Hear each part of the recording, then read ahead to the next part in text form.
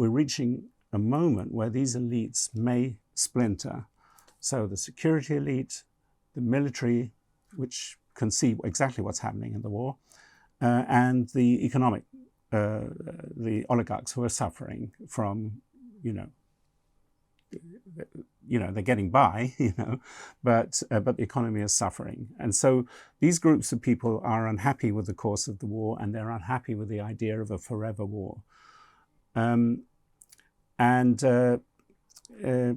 Prigozhin is his instrument in all of this. If Prigozhin goes, then suddenly the military will try and set the agenda. At the moment, Putin is using Prigozhin to set the war agenda.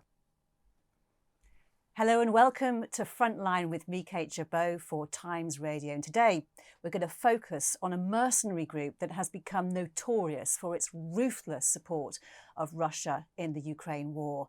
The Wagner Group is reported to have recruited around 50,000 soldiers in the conflict.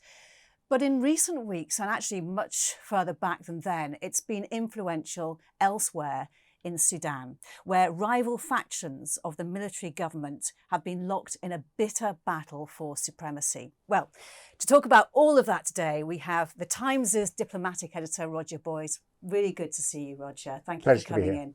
Roger has 35 years experience as a foreign correspondent. He's reported from Moscow and from Eastern Europe in the 1970s and the 1980s. And more recently, he's reported very thoroughly on the war in Ukraine and also the activities of the Wagner Group in both Ukraine and in Sudan. Roger, thank you so much again for being with us today. Can you just start by telling us a bit about the Wagner Group, because the latest news that's in the Times newspaper now is that Britain is poised to formally prescribe the group of Russian mercenaries as a terrorist organisation. Yes, this has been coming for a while because so many of the atrocities that have been committed in Ukraine can be traced back to the Wagner Group, which Prigozhin controls. So it was a logical step. And also a way of punishing Putin because of the closeness between the head of the Wagner Group, Prigozhin, and Putin. My own feeling about this is it might not be the right moment to do it because it might actually encourage Putin to do the opposite of what we want, which is to hang on to Prigozhin and allow him to carry on murdering because Putin wouldn't want to do something that we want him to do. It sounds a very convoluted argument, but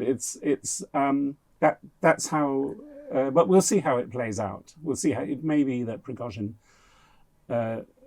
leaves of his own account and becomes an irrelevancy in this war. And Yevgeny Prigozhin, who you mentioned, is the head of the Wagner Group. Could you just wind us back and tell us how the Wagner Group actually came to be and what it does? Well, it's, he quite often denies being, certainly before the war, he denied that he was the head of the group, and he denied that there were mercenaries. But of course, no one really believed these denials. It derived from, during the 1990s, there was a kind of wild privatization in Russia.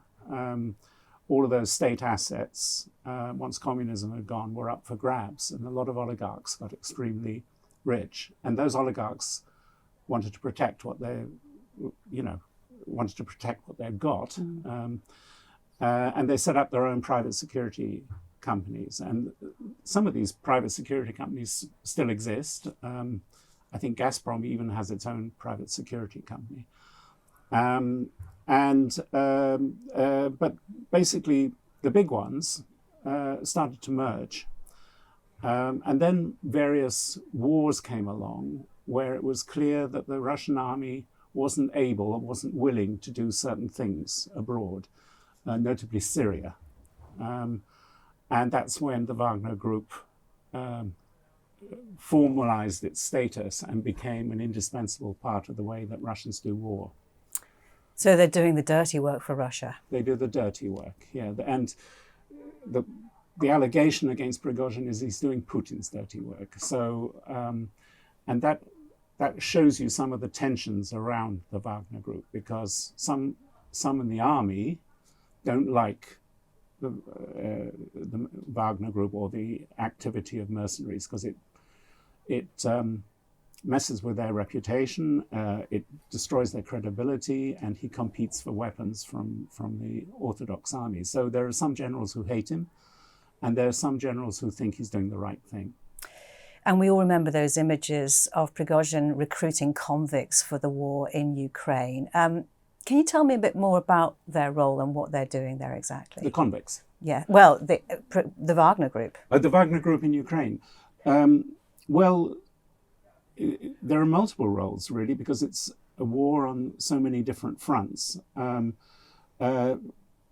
For the past few months, basically since January, they've been contesting a town in the east of Ukraine, which, for no really clear strategic reason, but for symbolic reasons, needs to be won by the Russians. And the Ukrainians are losing a lot of men in keeping this bit of land. And the Russians are too, but the decision was taken that the men who should be lost not be conscripts or not be normal soldiers, but would be Wagner Group mercenaries who were being paid, 4 times the going rate of a soldier's wage, and were promised bonuses, and their families were promised bonuses if they lost a limb. It quite complicated system of bribes have kept them fighting.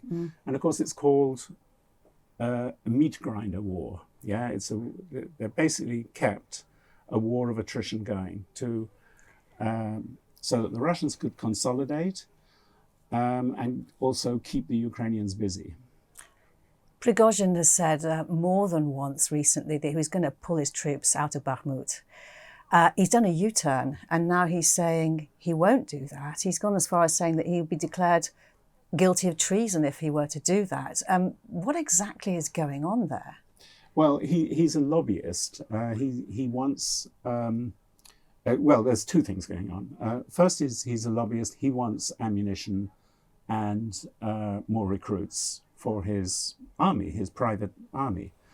As you say, 50,000. But, he's losing quite a lot of them. He's lost, so he has to recruit more and more. And for that, he needs to show his own soldiers that he is a credible proponent of their war and of their warfare, of his private war, if you like. And his one bit of political power is his closeness to Putin. And he knows that Putin watches his videos. And so he feels free to say more or less what he wants. And what he's saying at the moment is, your generals stink. Yeah? And if you want to win this war, give us weapons, because we're the only ones doing the fighting. The latest videos even went as far as suggesting that a whole Russian unit had already deserted, and a Russian Orthodox, military unit had deserted. And so without Wagner Group being there, the front would collapse. So, and that's why so basically the ammunition is on its way. Yeah. So he's decided to fight on. But we actually didn't have much doubt about that he was going to do that. He just needed to prove to his men that he was a sympathetic commander, and that he had the ear of Putin. What does he want? What does he want to get out of Ukraine? What's his strategy? Well, I think there's part of him, and that brings me to the business model of Prigozhin and the Wagner Group. Part of him thinks he's losing money. Yeah? He's a businessman. He was many other things, but he's a businessman, and he's got a whole empire of different companies. And Wagner Group in Ukraine is losing his money. He's made these promises to Wagner soldiers that to their families that they'll get $60,000, which is a lot of money in Russia. if they lose their sons on the front, and various other compensations and various other deals. And people are only contracted sometimes for 6 months, and then a new lot have to come in, and training them, it costs money, training them takes time. So all of that is actually losing him money. He doesn't really get any cash out of that. The cash he makes is abroad, where using his reputation, gleaned partly in Russia, but also in other wars like Syria in 2015, he offers personal protection to leaders, or he takes sides with a rebel group and helps them win against the incumbent government. And he's doing this across Africa, and he makes money. And this is the business model. He makes money by gaining a slice of natural resources or minerals or mining rights. This is making him personally rich. So the motivation is not about geopolitics, it's simply about making money, is it? Well, it is, but Ukraine is about keeping Putin's support. So that's because that is what makes Prigozhin interesting to African leaders who say, that's, you're top man. Of course you can, take over the protection of the gold mines in Sudan, and that's kind of how it works. It hangs together, It hangs together. He personally probably thinks he's losing money hand over fist in Ukraine, but he's making money elsewhere. Let's turn to Sudan now. You mentioned the gold mines. The country plunged into chaos some 3 weeks ago when the Sudanese armed forces and the rapid support forces turned on each other in a fight for supremacy. Tell us what Wagner is doing there, because they've been in the country for a number of years, haven't they? Yes, they came in. There was a dictator who fell in 2019 called Omar Bashir, who's wanted for war crimes and so on, some of which were committed by Wagner men on his behalf. He now Wagner developed a relationship with the general who took over, Buha, and another general who is now in opposition. So Wagner actually has historical links with both of these people who are fighting it out in the middle of Khartoum and other places. Wagner is completely agnostic about this. I mean, it's they just want to be on the right side of whoever can hand out excavation rights or mining rights. And it's not just gold, there's uranium there too, and manganese and silicon and these kind of things, all these stuff that will really become important in, the electronic, the next round of technological revolution. So they're gaining value. And gold is important because Russia is cut off at the moment from most international financial mechanisms. And so a lot of business is being done with gold at the moment, illegal business, obviously, but basically, quite literally kilos of gold, ingots of gold are changing hands at the moment. So what is the strategy between Prigozhin and Putin for Sudan? What is the idea behind all of this? Well, I mean, quite honestly, Putin's got other things on his mind at the moment. But what he would like out of Sudan, apart from control over the mines via Wagner, is a warm water port near or in Port Sudan, which is come to prominence, which is on the Red Sea. It's come to prominence recently because it's one of the evacuation routes for all the people who are fleeing Sudan at the moment. They're taking boats, and usually the boats take them to Saudi Arabia or somewhere down the coast. And it's clear, so there's geopolitics involved in this. Putin is worried that China is building up ports in Djibouti and has military presence in all of these places, or is beginning to. And Russia would like that. Russia has a warm water port in Syria, but it could do with this Red Sea port. And so that's what Putin would like to play for. But for that, he needs a sympathetic Sudanese government, which has to be installed, and Wagner has to do the installing or help to do the installing. He moves his men very fluidly. So if there was a lull in Sudan, they'd go back to Ukraine.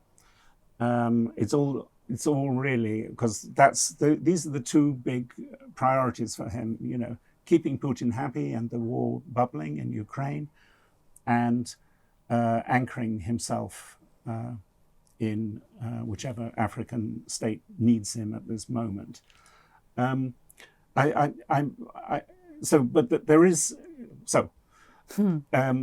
The whole Africa strategy of Russia, and Wagner fits into that, has been to become the major arms supplier to Africa in general. So that includes the Sudanese government. It's just we don't really know who the government is at the moment. But there are Russian weapons flowing in there. But mainly the Russian support at the moment is going through trained killers, really, from the Wagner Group. A few years ago, before all this began, Wagner was there building roads to these mines that they had excavation rights to, and then protecting the mines, and making sure none of the people smuggled bits of gold out.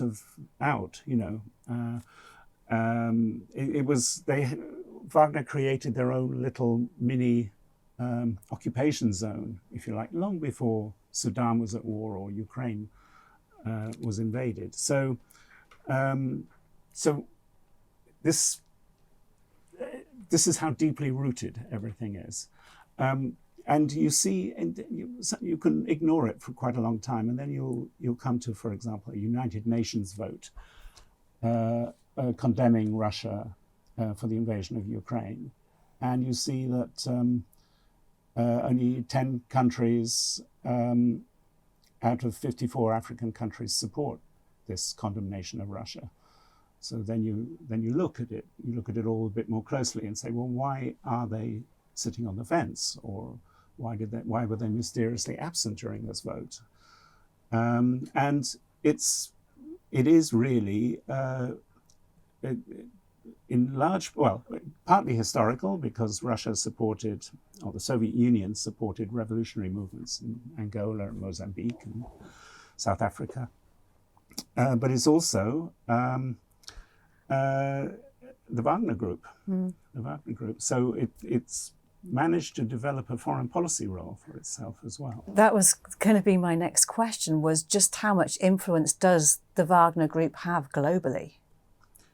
Well, it has a performative function, which is to show the non-aligned countries in the world that Russia is willing to fight for something it believes in. Whereas until now, anyway, the West hasn't really been willing to do that. So they're impressed by this, which is why, you've got a country like a hugely influential country like India sitting on the fence all the time, because there is something about the way that Russia wages war that impresses them. So it's, and a lot of these countries don't really worry about the stuff that we worry about, like the atrocities and various breaches of human rights that are going on massively. So there is that, but the thing is that the Russian establishment, the foreign policy establishment, can't stand Prigozhin, and they really can't say that openly. They really can't stand what he's doing to the Russian reputation. But they can't say so openly, and when they do, then Putin says, well, but, you know, 2/3 of the world is behind us in our war against Ukraine. There must be a reason for this. Our reputation is intact. And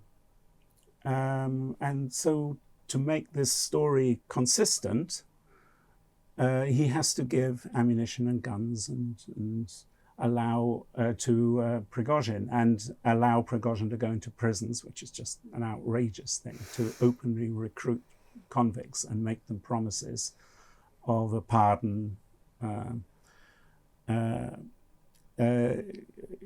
You know, that can only be done by the head of government or the head of the country allowing you to do it. Would you say, from what you're saying then, is it fair to say that the future of Yevgeny Prigozhin and President Putin are inextricably linked, and what happens in Ukraine will be definitive? Yes, it is fair to say that, because Putin is, and he's beginning to admit it publicly, is fighting for a victory that can't be measured. That's to say, he hasn't got the troops to occupy Ukraine. He hasn't really. He's not been able to score a major military victory. He's failed to change the regime in Ukraine. And so, and what he's promising the Russian population is a kind of forever war, just like the Soviet Union ended up in Afghanistan. And people are not happy with this. This shouldn't bother him as a dictator, but it does displease and antagonize the elites that support him. And we're reaching a moment where these elites may splinter. So the security elite, the military, which can see exactly what's happening in the war, and the economic, the oligarchs who are suffering from, they're getting by, but the economy is suffering. And so these groups of people are unhappy with the course of the war, and they're unhappy with the idea of a forever war. Prigozhin is his instrument in all of this. If Prigozhin goes, then suddenly the military will try and set the agenda. At the moment, Putin is using Prigozhin to set the war agenda. If he gets rid of Prigozhin, then the generals start dictating the agenda, and for them, they want a settlement. They will want a settlement of some kind where they're allowed to hang on to Crimea and other supposedly Russian territories. And how much, if any, of a difference will it make if and when Britain goes ahead and designates the Wagner Group as a terrorist organisation? Well, my view is that it won't make much of a difference in the first instance, because Prigozhin doesn't have that much that could be confiscated from him in Britain. He does, however, have a family, and this family, 2 daughters, very keen equestrians, a son, Pavel, who's fought with the Wagner Group in Syria, and indeed his mother, they all have stakes, corporate stakes in the Wagner Group. And this money and most of them live abroad, and this money flows in and out of Britain, and not just Britain. So it would make more sense in a way if we did it together with the European Union because they, their lifestyle of the Prigozhin family is such that they're in France a lot, for example. The girls, because they take part in international show jumping events, and other relatives because they buy art. So travel bans, acid freezes, these kind of things will eventually hurt Prigozhin. But the counter-argument for sanctions is simply that it will probably make Putin even more stubborn in his support of Prigozhin, because he can't be seen to condemn a person who's sanctioned by the West. It's Putin's duty to support people who are picked out by the West as being hostile. So, but we'll have to see how this plays out. One theory that Kremlinologists give is that if we have more defeats, more Russian defeats, a series of them, which it is quite possible, is that Putin will start to look for people to blame, and that can go in one way or the other. He could blame certain generals who are hostile to Prigozhin and have them sacked. He could have a wider purge in which suddenly order starts to break down, and then if you're a man with a private army, you have certain advantages. Prigozhin could then, in a disrupted world like that, Prigozhin could have a quite significant and slightly evil role to play. So that's one possibility, but so they call this the 1937 scenario, and it's called that because that's when Stalin made his biggest purges, and that's when the knock on the door became part of the fabric of the way that Russia is managed. And he's got it in him, Putin's got it in him. He could switch. So, in other words, it's Prigozhin has a role to play, even if he doesn't really understand that role, in pushing Putin one way or another, either towards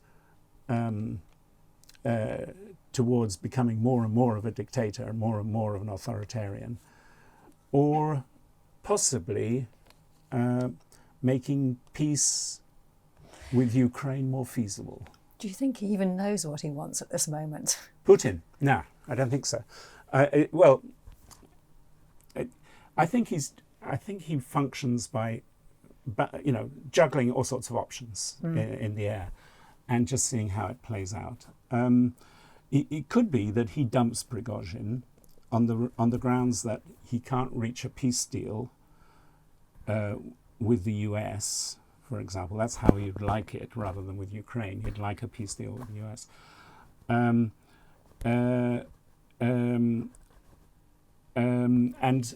And in doing so, he would have to demonstrate that he's not responsible, that he's not a war criminal, that he's not responsible for the crimes that have been committed in Ukraine. And then you blame Prigozhin. You say, oh, he's wild, he's out of control, and the general should have kept him under control, but he didn't, and he just thrown to the wolves. Something similar, it's not a direct parallel, happened after the war with Germany, when in Nuremberg, when a kind of justice had to be found, and guilty people had to be named, and all these kind of things. And there was a tendency for the Wehrmacht, that's to say the German army officers, to blame the SS for the worst of the crimes that were committed in the East. It's a kind of distancing, and then later, over the decades, historians began to dig deeper, and they found that actually there was quite a lot of collaboration between the German army and the SS. In that light, do you think we are ever going to see Yevgeny Prigozhin at The Hague in the International Criminal Court? Well, it could be done. I think more likely is that Prigozhin will be assassinated by somebody. This is classically what happens to, there was this warlord in the Balkans called Arkan, and everyone said, oh, he's got to go to The Hague, got to go to The Hague. But, in the end his car blew up, So that's because I'm not suggesting that that's a particularly nice outcome, but it does reflect some of the impatience that people in the rules-based world feel when when war criminals, after years and years and years of legal battle, end up in their prison cell in The Hague and wait for another 4 or 5 years playing basketball, and they have a great prison in The Hague for these kind of people, and meanwhile the victims, the victims' families are just, plunged into poverty and misery. So I have a feeling that Prigozhin has made his career out of violence, and well, not entirely. He was a hot dog seller for a while, so violence to pigs maybe, but no, he was. He's made a career out of violence, and so probably life teaches us that that's maybe how he's going to end. Roger Boys, it's been a pleasure talking to you. Thank you so much for your time. Thank you. You've been watching Frontline with me, Kate Chabot. My thanks to Roger Boys and to our producer today, who is Louise Sykes.